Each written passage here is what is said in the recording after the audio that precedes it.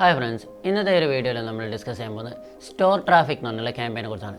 ഈ ഒരു campaign use ചെയ്യുന്നത് എന്തിനാണെന്ന് വെച്ച് കഴിഞ്ഞാൽ നമ്മുടെ ഫിസിക്കലായിട്ടുള്ള സ്റ്റോറിലേക്ക് ആൾക്കാരെ എത്തിക്കാൻ വേണ്ടിയിട്ടാണ്. അതായത് നിങ്ങൾക്കിപ്പോൾ ഒരു കടയുണ്ടെന്ന് വിചാരിക്കുക, ഒരു ഷോപ്പുണ്ട്, അല്ലെങ്കിൽ ഒരു ബിസിനസ് സ്ഥാപനമുണ്ട്.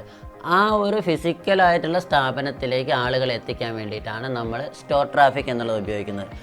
ഫോർ എക്സാമ്പിൾ പറയുകയാണെങ്കിൽ ഇപ്പോൾ നിങ്ങൾക്കൊരു കൂൾ ബാർ ഉണ്ടെന്ന് വിചാരിക്കുക. അപ്പോൾ ആ കൂൾ ബാർ നടത്തുന്ന സമയത്ത് ഒരുപാട് ദൂരെ നിന്നുള്ള ആൾക്കാരൊന്നും വരാൻ ചാൻസ് ഇല്ല.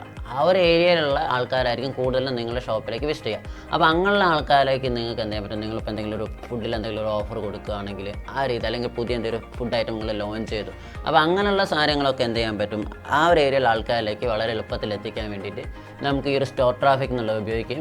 അപ്പോൾ അതുവഴി നമുക്ക് എന്ത് ചെയ്യാൻ പറ്റും? ആ ആളുകളെ നമ്മൾ ഫിസിക്കലായിട്ടുള്ള നമ്മുടെ സ്റ്റോറിലേക്ക് എത്തിക്കാനും പറ്റും. അപ്പോൾ അതിന് വേണ്ടിയിട്ടാണ് നമ്മൾ സ്റ്റോർ ട്രാഫിക് എന്നുള്ള ഈ ഒരു ഓപ്ഷൻ നമ്മൾ യൂസ് ചെയ്യുന്നത്. അപ്പോൾ ഇന്നത്തെ ഒരു വീഡിയോ നിങ്ങൾക്ക് ഇഷ്ടപ്പെട്ടെന്ന് ഇതൊന്നും ഇഷ്ടപ്പെടാത്ത ലൈക്ക് ചെയ്യുക, നിങ്ങളെ അഭിപ്രായം കമൻറ്റ് ചെയ്യുക, ഷെയർ ചെയ്യുക. അപ്പോൾ എൻ്റെ ചാനൽ ഇതുവരെ സബ്സ്ക്രൈബ് ചെയ്തില്ലെങ്കിൽ സബ്സ്ക്രൈബ് ചെയ്യുക.